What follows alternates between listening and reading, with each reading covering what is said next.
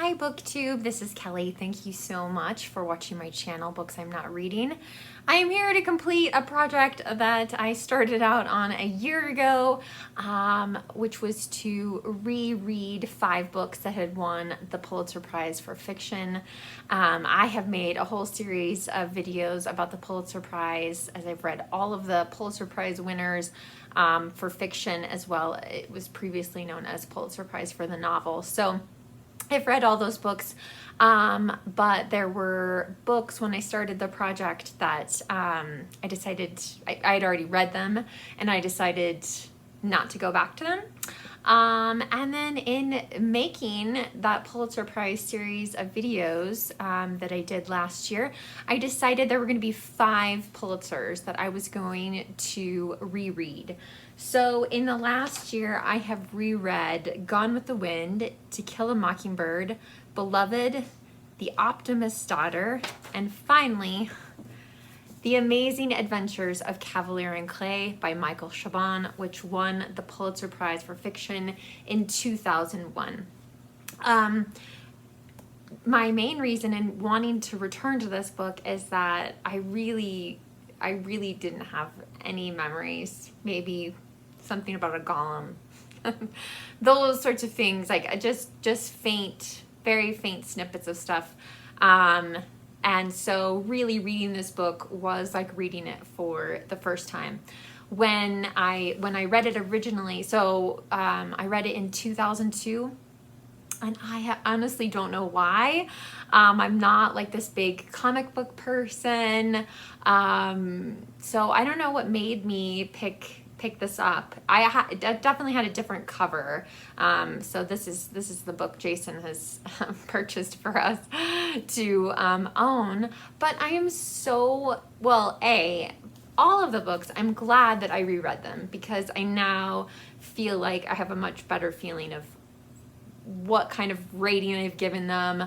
I think Beloved might push something off of my 5 best Pulitzer Prize winners, but we'll evaluate that at a later time. And I do plan on rereading some more Pulitzers.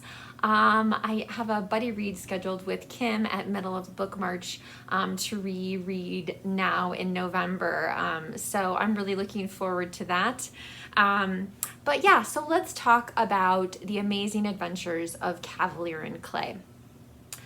So I think Michael Chabon must have spent a lot of time researching and learning about the world and the rise and the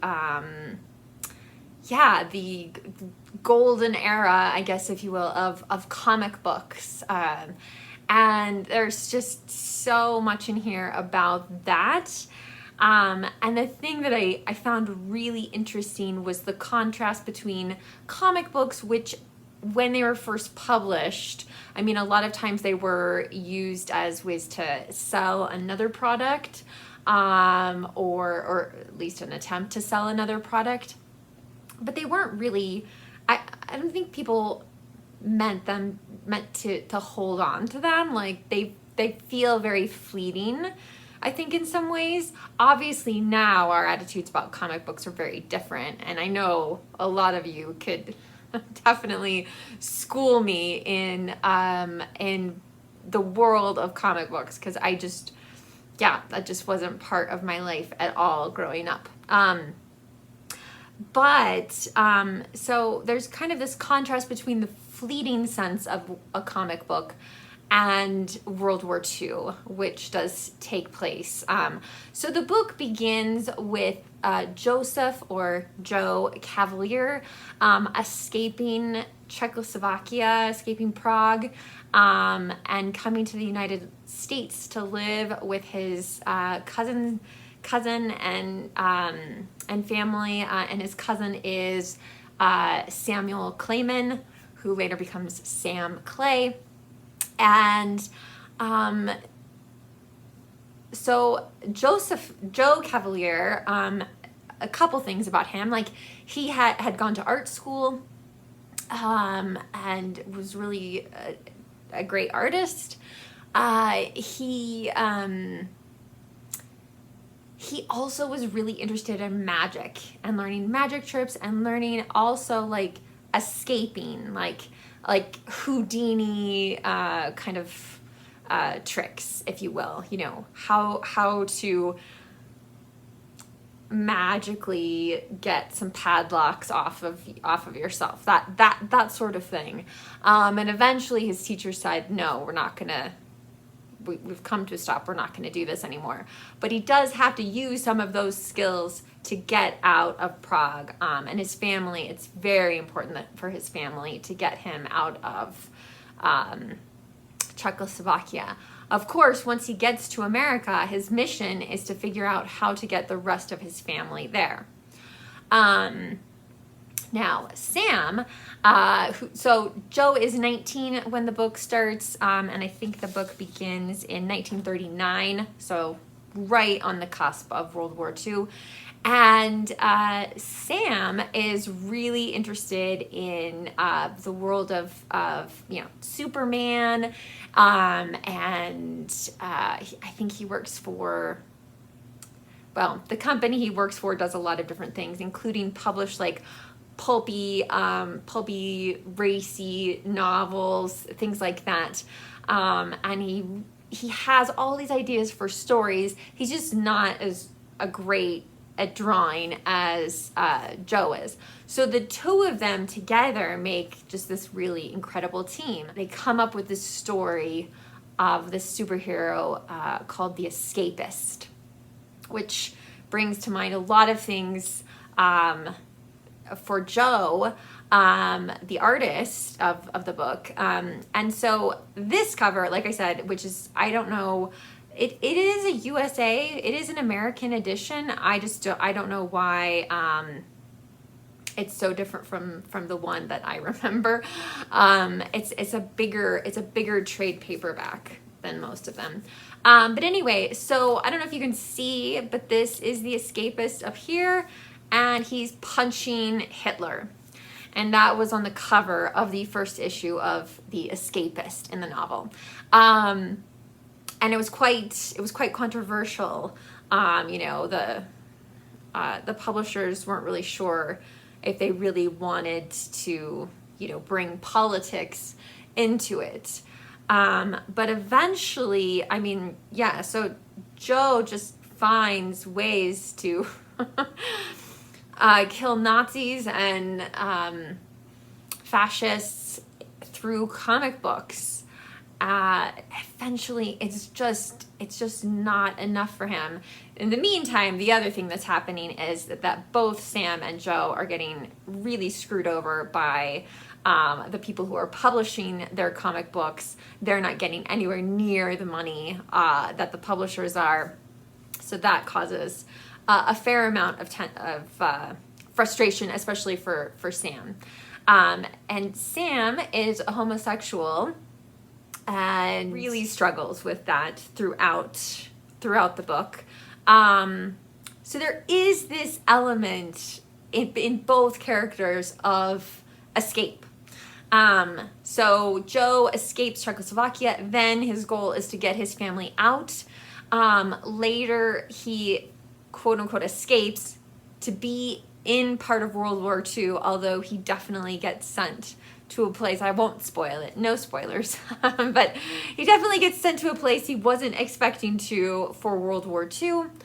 And, you know, Sam kind of escapes into comic books and publishing and things like that. But like I said, I love the contrast of something as fleeting, or as we thought would be fleeting maybe when they were first published as comic books, in contrast with the gravity and the, you know, the horrific nature of the things that happened during World War II. So yeah, there is a lot in here. There is a lot in this book to kind of chew on and think about. And I don't want to ruin anything for any of you. I think there was a read along of this maybe toward the end of last year. So, but either way, if you've read The Amazing Adventures of Kavalier and Clay, I'd really like to hear what you think of the book. Other themes, that you want to talk about in the comment section, that would be fantastic.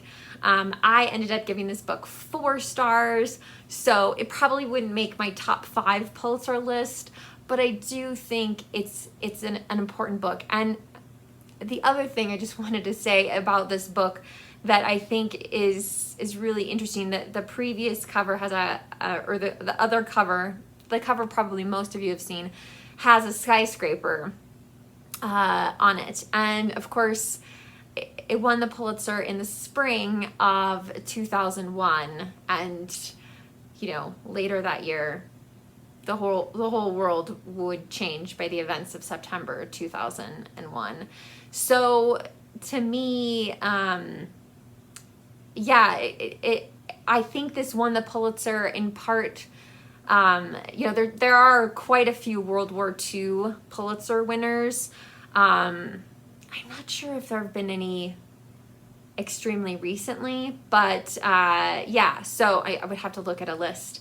But I think, you know, the fact of World War II, of immigration, comic books, those really bespeak, I think, to the idea of a novel having something to say about America. And I think this one does.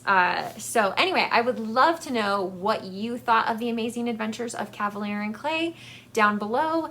And of course, as always, if there's any other Pulitzers you'd like me to reread, I do have a whole Pulitzer playlist, so you can check out my reviews of some of them there. I'm still waiting to get my copy of this year's winner, the Netanyahus. I believe it's Joseph, no, it's Cohen is the last name. I can't remember the first name. Oh, look, Blue, are you going to say hi? Oh, yeah. He doesn't get in very many videos, so this is a big deal.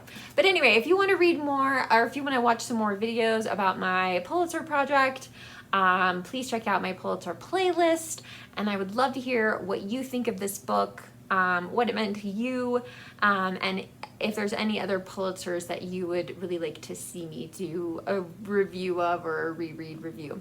So thank you guys so much for watching BookTube. Remember to be kind to yourself, be kind to others, and Blue and I will talk to you soon. Take care. Bye.